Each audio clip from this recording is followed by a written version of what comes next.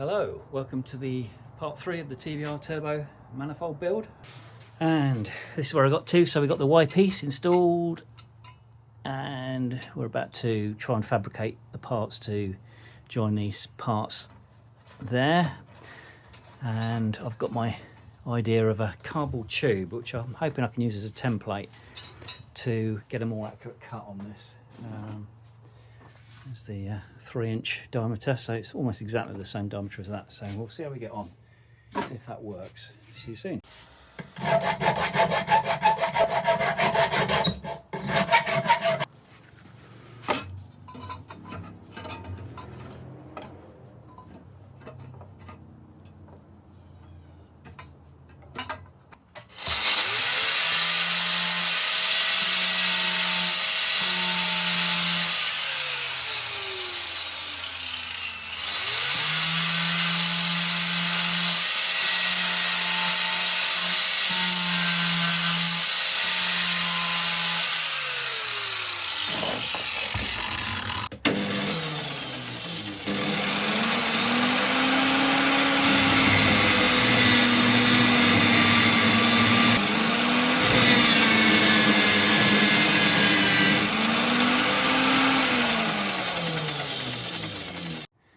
Okay, that trick worked rather well. See the fit up roughly. It's a bit better than that. Let me try and get it so it's a bit, you can see it with two hands. There we go. So it's about like that. There's a little bit of a gap, but nothing major that isn't going to fill fine. So I think we're ready to tack that up.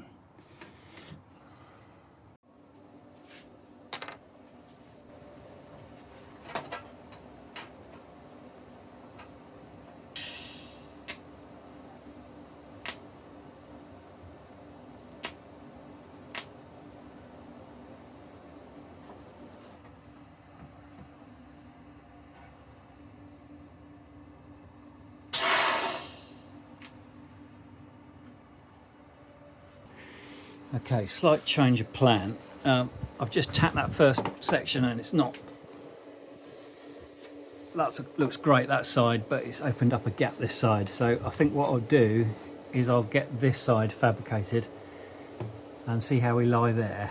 And we might get a bit more wiggle room if I undo the bolts on the T3 flange, but that's coming along quite nicely. I'm quite pleased with that. We'll see how we go. Okay, there you go guys, it's all tacked into place. That's the first stage. It was a bit of a battle, to be honest. This last piece here was an absolute nightmare, trying to get that shaped to plug that gap, but it's looking okay. It's not completely symmetrical, but I didn't expect it to be, because of the way where the turbo sits. It's slightly longer one side than the other, so that piece is longer, so this section's longer than that section, but that's what I was expecting. But it's looking quite good. There's a few gaps I need to fill during the welding process, but hopefully that won't cause too many problems. But that's the first stage complete. Afternoon, and here we are, gas purging the flanges that are going on the wastegate pipe. Those have arrived from AliExpress. Replacement flanges for my MVR. It's a basic copy of a teal MVR 44mm. So I had to replace those flanges, and you can see that's been tacked on now. The other one's been done. It's all welded up, and that will basically go on the Y piece like that. So it's all coming together. So once this is purged, should be ready to start welding. Well, there you go guys. I have to say that's the best one I've done yet. Really pleased with that.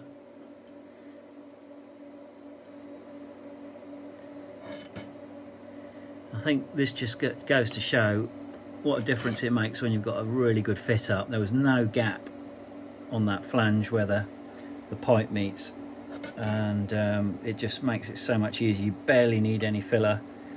It's just a sort of case of melting the top edge of the flange into the pipe, and it just goes really well. The purging has really helped on the inside too. I don't think you can see that, but struggling to hold this. It's a little bit hot, but it's not going to focus, is it? But just about see that. Ooh, hot. Hot. No sugaring in there, so that's made a big difference. So I just thought I'd try that with a back purging, because that's the way I'm really going to do it when I start sealing all these joints and welding all those joints. I want them to be nice and smooth, no brittle sugaring on the inside, corrosion and stuff. So great, that's a good start. Happy with that. Hello folks, we're ready to start welding. There's my purge line going into here, everything's sealed up. Let's get this starting to purge. Okay, we're up and running now. Get the tungsten changed. I'm using a 2.4 tungsten on this one. I find it's better. Seems to wear better with my bad welding. I just seem to have more control over the arc with the bigger tungsten. It doesn't seem to ball up and wreck the tungsten so much if I use a thicker one. I'm using 308L and it's a 2mm rod, which seems to work well for me. 7 gas cup. I could do with a bigger one, to be honest, but that is the biggest one I've got. I probably need to get another one really, but that's just not really big enough for stainless steel. Struggling a bit getting some very grey looking welds, so I think that's probably a problem with gas coverage. But we'll plough on regardless. The fit up's not great on this section, so I might have to do a bit of stopping and starting to get this to work, but we'll let's see how we go.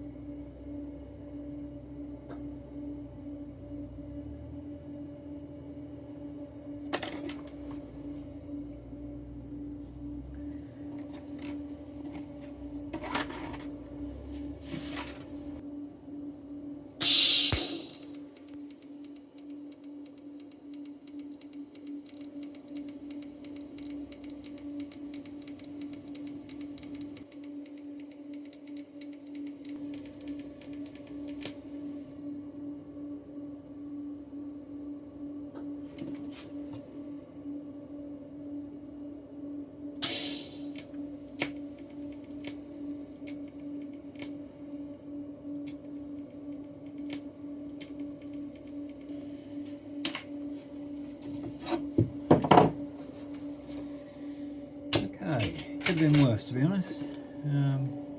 Tendency to blow holes in the gaps, but I've managed to repair as I've gone along there. So the fit up has been a real problem on this particular piece, but I think it's going to work. It won't be the prettiest weld in the world, but I think we're okay. Let's just wiggle this around.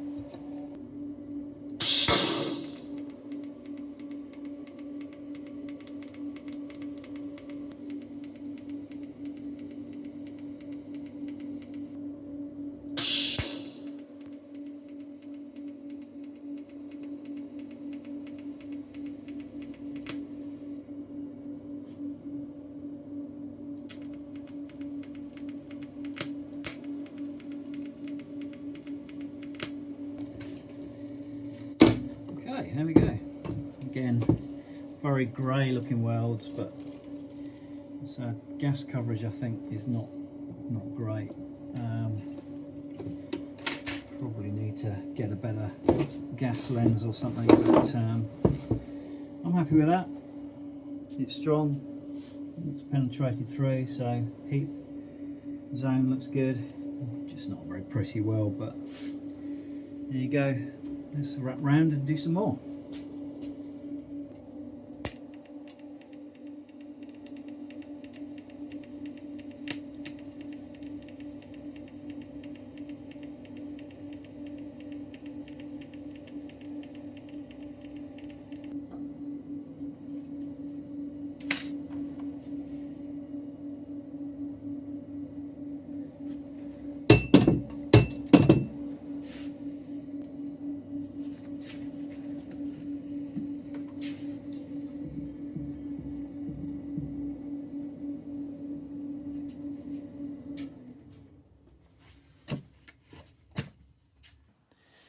Whole right hand side is now done. It's looking pretty good. Not the prettiest welds, but all good. Off onto the left. Unfortunately, a bit of a disaster in the garage. Messing around with cellulose thinners trying to clean something, and I spilt it all over my brand new wing that I sprayed. And it's completely wrecked the finish, gone right the way through. And that's cured 2K paint, and it's burnt straight through the whole lot, through to the primer. Absolutely gutted. I'm going to have to respray the whole wing again, because there's just nowhere to blend it. So this is the problem with trying to do work on a car that's had already had paint. Luckily it's my car. But can you imagine if you're working in a garage professionally and that happened? It just doesn't bear thinking about. I should definitely upgrade my game on protecting fenders, protecting the wings basically, before working on a car. There's just no excuse. I've completely screwed up there. Need to sort that out. So lesson learned. I'm going to have to respray the whole wing. But there's no point doing it now until the turbo stuff's done, because I'm just going to mark something else. I did have plans to respray this section anyway, because when I did the bonnet I didn't quite get to the edge of the wing there, and it shows through when the bonnet's on, so it's not perfect anyway, so it does give me an excuse to get the front scuttle sprayed, which will look great when the bonnet's up. You can just see those sort of rough areas, and that needs sorting out, so I'll probably key it into there, respray that whole section, and then go around and do the wing. So what a pain, but this is it. This is what you have to do when the risk you take when you're working on cars. So I need to get some better protection for the wings once I get this get the turbo work finished. Okay, getting there slowly. So we have all the welds done this side, and that one's done, that one's done, that's the next one. So it's basically that one and under there, which I've got sealed at the moment for the purging, just to join the Y piece to the flange, but it's looking okay. What I've been doing is just welding each joint, taking it really, really slowly, because I just don't want to distort this piece. Put too much heat in it and it starts to shrink or expand and mess around, and I lose the fitment. So after each joint I'm taking the time to re-bolt everything back up, reattach it to the headers, reattach it to the turbo, and just check the alignments as I remember it, and as good as it can be. And it's looking okay. I'm just trying not to overheat the whole thing, so it's looking okay. So one thing I'm worried about is, I don't think you can see that, but there's a awful large gap. It's not going to focus, is it? But yeah, there we go, sort of under there. A horrible gap, which I'm going to have to try and fill, because something's not quite right there. That gap was good before, and now it's not so good. So I'm going to have to try and bridge that. I think what I'll do is I'll just go very, very slow and stitch it with a TIG, and just do little tiny passes to stitch it together on that lower side, and that's probably the best I can do there. It's very, very difficult to get this all to fit and then stay in position as it's welded, but we'll see how we go. Well, that's all the welds done. Well, all the welds on the Y piece. Now I'm working on the wastegate outlet. So basically I've got this pipe here which is going to attach to like that, and then basically that goes off to the wastegate, the external wastegate. This was a bit of a challenge, cutting a hole in this stainless, really hard material. So started off with the smallest drill bit I had on my drill stand, and then basically went through all the sort of grades up to, all the drill bits up to about 10 millimeters, and then had to bring in the big guns. Combination of burning the edges of the hole to make it slightly bigger with the welder, and then my air die grinder, which has been a bit of a useful tool actually. Gulps air from my compressor like crazy though, but has done the job perfectly with these nice these cheap bits from burrs from eBay, I think they were. So yeah, there we go. That's about the right size I need, and then that just fits on there. So we just need to tap that in place, and away we go. Good evening. So there's good news and bad news. The good news is I have a new manifold. It's all welded up. I've even got my wastegate piece coming out the side there, and it all looks good. But the bad news is, in the process of welding it, it shrunk. And what I'm finding now is it's not fitting as well as it did. And the biggest problem is I've realised, with sort of examining it quite carefully, I can't get it going with in position with one hand, but this flange on the original manifold, which I was hoping not to do anything with and just connect the new one to it, it's got a horrible bend in it, and it's not ever going to seal, and I've only just realised that. So the big job that I was avoiding all the way along, getting the manifolds off, has got to happen, and I've got to finally tackle what I should have done in the first place really, and get rid of these this section here and put a new section on. I've just been avoiding the inevitable, so I'm going to have to do both sides. And what I'm doing at the moment is going through the horrible process, which I've done before, of trying to get the headers off the engine, and it's an absolute nightmare of a job. Managed to cut my finger, sorry. Basically a case of absolutely no access at all. I've just got one bolt left, which of course is the last one's in the most horrendous position possible. You can't get access from underneath because the exhaust is in the way. I could drop the exhaust, but it's a big headache. There's like a centerpiece, and then I haven't really got much access from the back of the car to pull it out because I'm in this tiny little garage. I can't even really get to the right hand side of the near side of the car, so I'm trying to do everything from the front and climbing all over the top of the plenum to get at the bolts. It's pretty well loose now, this manifold, and I've just got one more bolt to do. So my plan is to get this on the bench.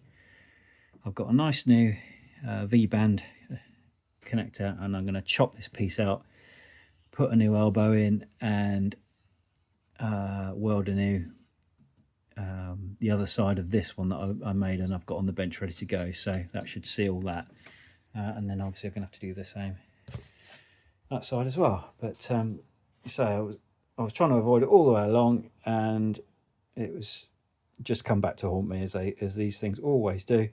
Lesson learned: do it properly, the first time. So I'm just going to carry on and I'll come back to you. So I have a devilish plan.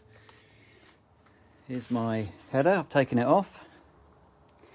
I've basically chopped it here, you can see.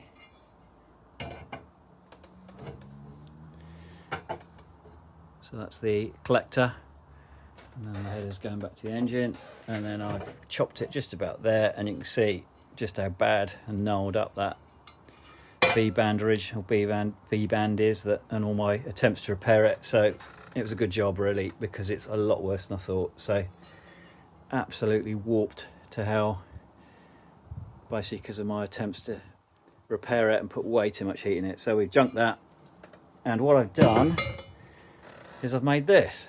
So this is the replacement. So this is a standard 90-degree stainless elbow, but it was not tight enough. The radius bend wasn't tight enough. This has got a super tight bend on it,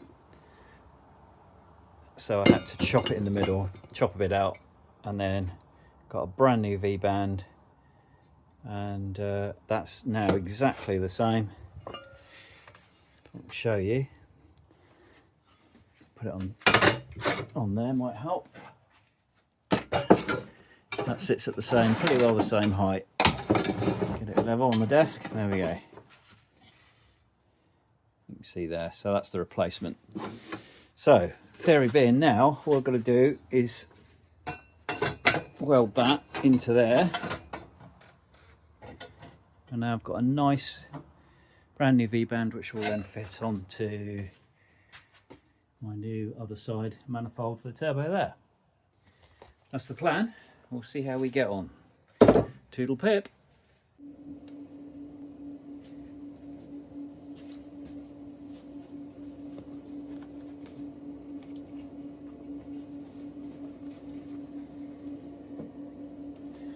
Hiya folks, I'm making new pieces to go on the end of the catalytic converter. This was installed by me ages ago, and I made a right mess of the welding, so I've decided to chop each end off. You can see the 200 cell cap there, and I'm just welding on new TIG welding on new stainless fittings on each side, which seems to be going all right. On to the last section here.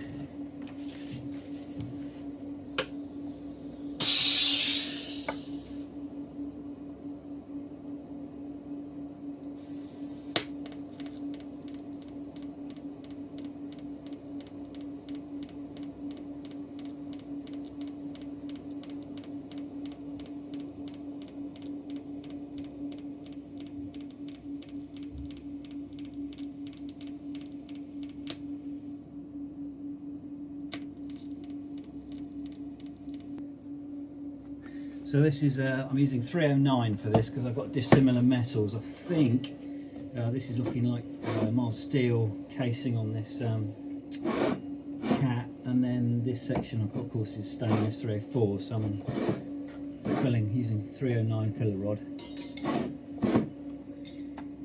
It seems to have done the job nicely.